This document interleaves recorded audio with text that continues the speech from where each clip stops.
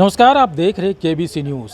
देखिए, जिस तरह से पाकिस्तान पर हमला किया था भारत ने ऑपरेशन सिंदूर के तहत और उन बातों को लेकर के विश्व के अलग अलग देश में डेलीगेशन टीम भेजी गई थी, जिसमें रविशंकर प्रसाद भी भारतीय जनता पार्टी के जो एक प्रमुख नेता में से आते हैं, वो भी गए हुए थे।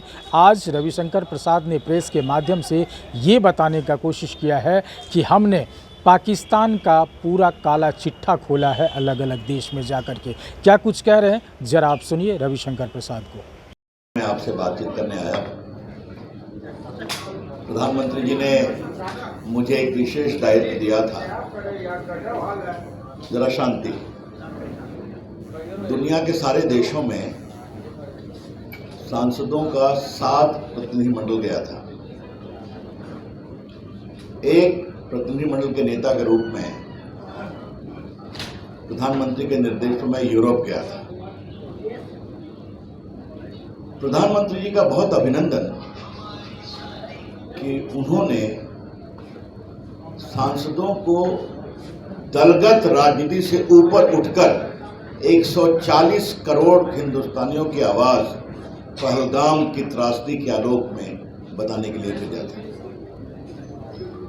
इन 7 प्रतिनिधिमंडल में बीजेपी से सिर्फ 2 थे। एक मैं था यूरोप के लिए और बैजंत पांडा जो गल्फ कंट्री में गए थे। बाकी शशि थरूर अमेरिका गए थे। कनिमोई जो डीएमके की नेता बन के वो नेता बन के गई थी। सुप्रिया सुले एनसीपी की वो नेता बनकर के गई थी। संजय झा जी अपने सहयोगी दल जेडीयू के राष्ट्रीय अध्यक्ष वो नेता बनकर के गए थे। और इस दल में शशि थरूर थे कांग्रेस से, मनीष तिवारी थे कांग्रेस से, हमारे गुलाम नबी आज़ाद थे कांग्रेस से, आनंद शर्मा थे कांग्रेस, सलमान खुर्शीद से पूर्व विदेश मंत्री कांग्रेस से। मेरे स्वयं की टीम में अमर सिंह कांग्रेस के एमपी हैं पंजाब से, प्रियंका चतुर्वेदी शिवसेना के विपक्षी हैं और बाकी हमारे मित्र सब गुलाम अली कश्मीर के, समीप भट्टाचार्य और 2 स्ट्रैटेजिक एक्सपर्ट भी गए थे। हम सबों का स्वर एक ही था। हम आपको ये बताने आए हैं कि अगर एक अमेरिकी और यूरोपीय नागरिक की जान की कीमत है तो एक निर्दोष भारतीय के जान की भी कीमत है। और अगर आतंकवाद से उनको मारा जाएगा तो कार्रवाई होगी। हमारी यात्रा फ्रांस से शुरू हुई, फिर हम लोग रोम गए, फिर हम लोग डेनमार्क गए कोपेनहेगन, फिर हम लोग लंदन आए, फिर हम लोग ब्रसल्स बेल्जियम में गए और हम लोग अंतिम पड़ाव जर्मनी बर्लिन में था। हम लोग की मुलाकात बहुत विशेष प्रकार के लोगों से हुई, मंत्रियों, विदेश मंत्री। उसके अलावा वहाँ की संसद की कमेटियां बहुत प्रभावी हैं। Foreign affairs committee, defence affairs committee, India caucus, इन लोगों से मिले, थिंक टैंक से मिले और हर जगह मीडिया मुझे संबोधित करना पड़ा। तो पटना की प्रेस ने इतना तो मुझे ट्रेन कर ही दिया है कि मैं दुनिया में किसी भी मीडिया से बातचीत कर सकता हूँ। क्या लंदन, क्या पेरिस, क्या ब्रसल्स। थिंक टैंक में बड़े बड़े, वहाँ मालूम है यूरोप में थिंक टैंक बहुत थे। हम लोग हाउस ऑफ कॉमन्स के स्पीकर से मिले, हम लोग यूरोपियन पार्लियामेंट के अंदर भी गए, वहां भी चर्चा हुई। सभी देशों ने एक स्वर से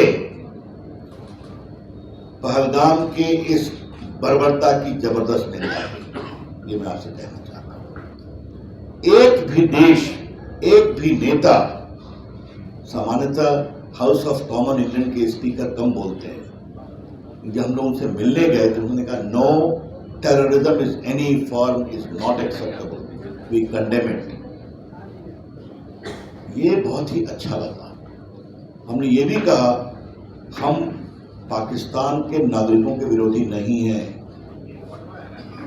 लेकिन पाकिस्तान की समस्या है कि वहां के जनरल्स पाकिस्तान चलाते हैं और जनरल्स आतंकवादियों को अपने मंसूबों को पूरा करने के लिए उनका दुरुपयोग करते हैं।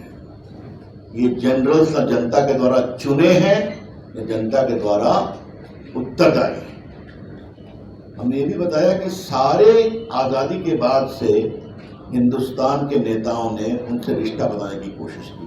क्या नेहरू जी, क्या शास्त्री ताशकंद समझौता, क्या फिर आपके शिमला एग्रीमेंट। अटल जी तो बस से ही गए, मोदी जी ने अपने शपथ ग्रहण में बुलाया, लेकिन क्या हुआ? आतंकवाद, संसद पे हमला, मुंबई, उरी, पुलवामा, पहलगाम। हमने ये भी बताया कि एक बात आप ध्यान रखिए, टेररिज्म एक कैंसर है जो पूरी दुनिया को प्रभावित कर रहा है। और हमने ये भी कहा कि आज लंदन का मेट्रो अटैक हो, हाउस ऑफ कॉमन के सामने जो छुरे से मारा गया सो हो, या 9/11 हो, या फ्रांस में अटैक हो, या जर्मनी में अटैक हो, या बेल्जियम में हो, इन सारे आतंकवादी हमलों में या तो कोई पाकिस्तानी है या पाकिस्तान में ट्रेन टेररिस्ट है। हमने ये भी बताया कि ओसामा बिन लादेन कहां पकड़ा गया था। हमें सवाल पूछा गया कि आप अंदर क्यों घुस के मारे। हमने बहुत सीधा जवाब दिया कि ओसामा बिन लादेन को खोजने के लिए अमेरिका, इंग्लैंड, यूरोप की फोर्स 12,000 किलोमीटर गई थी ना अफगानिस्तान, उनकी पहाड़ियों में। तो आप अपने नागरिकों को बचाने के लिए अगर 12,000 किलोमीटर जा सकते हैं तो नरेंद्र मोदी की सेना अपने नागरिकों पर हमला करने वालों की खोज में 400 किलोमीटर जा सकती है।